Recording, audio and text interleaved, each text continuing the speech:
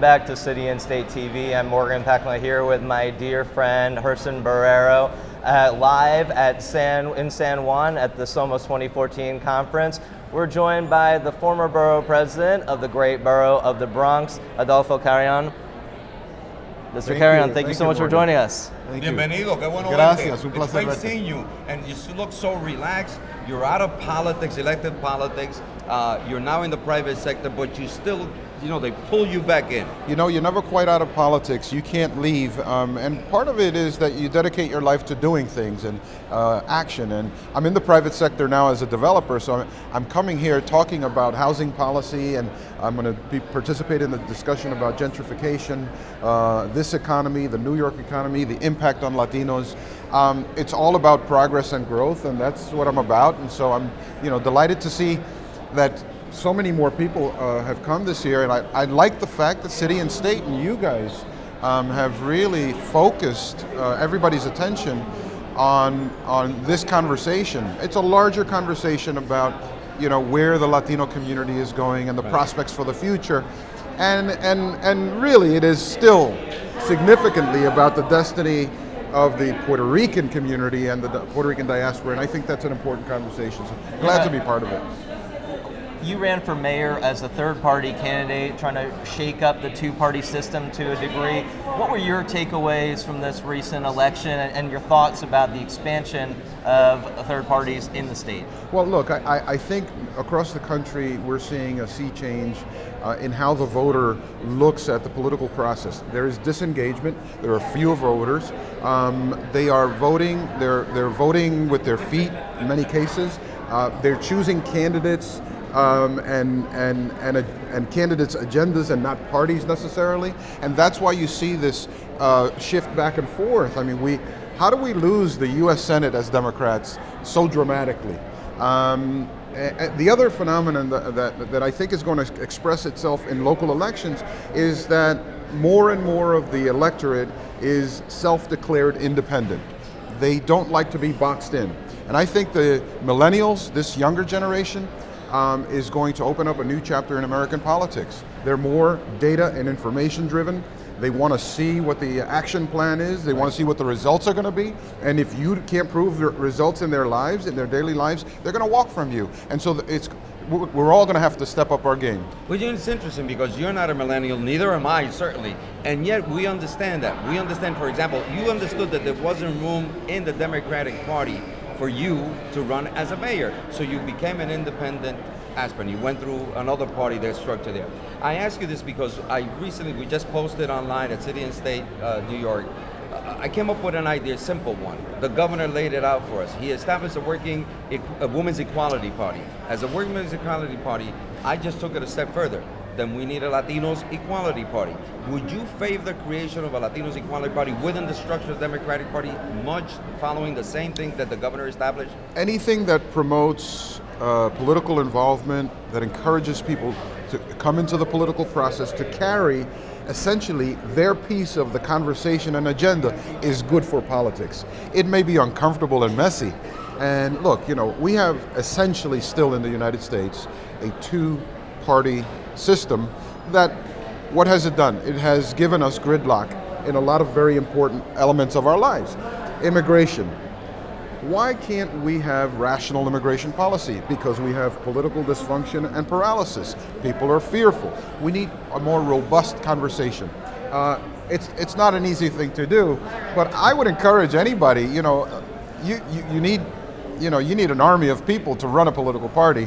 I don't know that you're able to do that so quickly, but spicing up the conversation, heck yeah, we should do that. Adolfo, President Obama brought you into his cabinet, but he has recently come under fire for not living up to his promises about immigration. Do you feel that President Obama has failed Latinos to a degree by not going to the heart of the priorities that affect your community? Oh, gee. You know what? We have a problem with politicians and political parties where there is a tendency to pay generous lip service during the campaign exercise, and then when you get to the governing exercise, to let go of those priorities and it's very insulting. I was in the first chapter of this president's administration where we had both houses of Congress, Democrats, and a president who was a Democrat. There were no excuses then. No excuses. And what we set aside immigration, and somebody's going to have to write the book. Who was pressing the agenda to punt on immigration? It'll be in my book. I won't say it on camera just yet. But I know that inside the White House there were elements that said we can't take immigration on now, and in fact, we can't even go fix Detroit right now. And look, these are political choices people make. The president has made some mistakes. He's done some very good things. We came back from the precipice of economic disaster. Right. We were going over the edge. So we pulled this economy together. But there were other things we should have been paying attention to besides saving the auto industry and some other important pieces of the American economy. Let me bring it back to SOMOS here in the fall conference. You know what this is about? It happens in Albany in the spring. Back to New York State. The condition right now, what the legislative process will be in the Senate, particularly where there is not a Democratic majority. You went there as a city council member, you went as borough president, you're now as an independent outside business person from the private sector. Mm-hmm. What is it that should be taken away from this fall conference into the next legislative session? And the intricacies and what the horse trading that goes on. What should be the number three priorities that comes out of this conference looking towards 2015? Look, I think that economic development and lifting people out of poverty and creating jobs is number one, and it's intertwined with education. Those are fundamental building blocks. Today we're going to talk about a number of issues. I'm in the conversation about gentrification. And we're going to talk about the symptom, not the cause. The symptom is, they're pushing, the real estate market is so hot in New York, it's a global city, everybody wants to be here. They're pushing the poor and the working class out of a neighborhood to house the new New Yorker, the new millennial making six figures. That's as old as, United States of America and capitalism.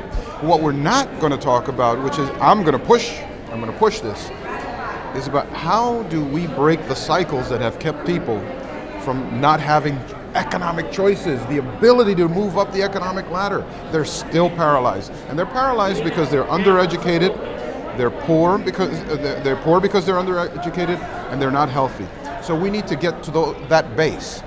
We have to fix the school system. We have to figure out how to get people, to work and the skills to work.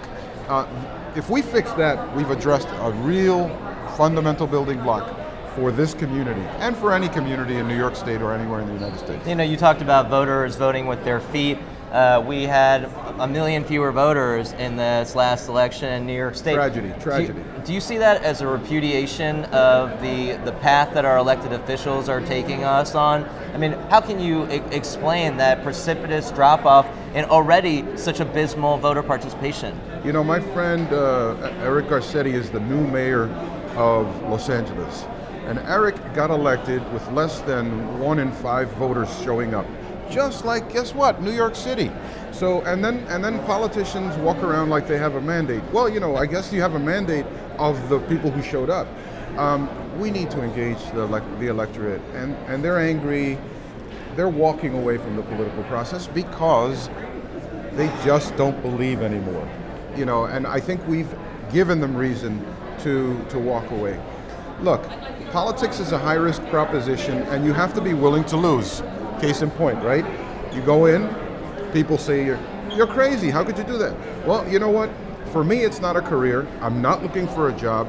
I'm trying to bring issues up that matter to people, and in the process, if I lose, democracy wins because we had an argument. And you know what? I'll be back. And who knows? Look, I'm not done with being part of this conversation.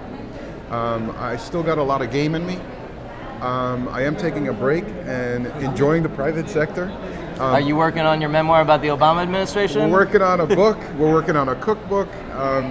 Just having fun. Politics is a lot of cooking going on, but let me ask you, 10 months, well actually 11 months into the de Blasio administration, obviously you wanted that job. Obviously you thought you could do a better job than all the other candidates, and that's why you took the high wire risk of running as an independent and going off the Democratic farm, if you will, of comfort. How do you evaluate the current administration in all fairness as you take an objective look from the outside of what Bill de Blasio has done? He took on what all of us wanted as candidates, which was the toughest job, in my estimate, the second toughest job in the world, after being President of the United States. And I believe that Bill, and the Bill I knew before becoming mayor and when he was a council member and all that, is in it for the right reasons. He is an idealist, in the best sense of the word. He's a progressive? He's a progressive. Is he a reformer? I think he's trying to be a reformer. But he's not. I'm not certain, and I think the proof is always in the pudding, right? So we need to give this mayor an opportunity to prove himself, but we all have to prove ourselves in our work, right? And then we get the big evaluation. And the big evaluation is when you go back to the voter and you say, and you make your argument, hey, how do you like my job, my job performance? And we will see how he did. But look, I'll give him this. He is very focused on specific issues, and he's pushing them, and you can't stray him away. I like the fact that he's so focused on housing production and increasing housing options for New Yorkers. I'm involved in the business. It's good for as a business person, but I'm also interested as a person who's been in housing and in community development.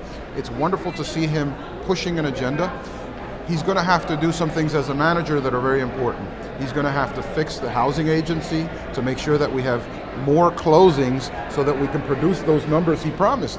80,000 units of new housing in the next 8 to 10 years. That's a lot of housing. It's also a lot of capital from the budget committed to that, 3 times what Bloomberg committed. So he's got a lot of work to do, and he's, the whole world is watching.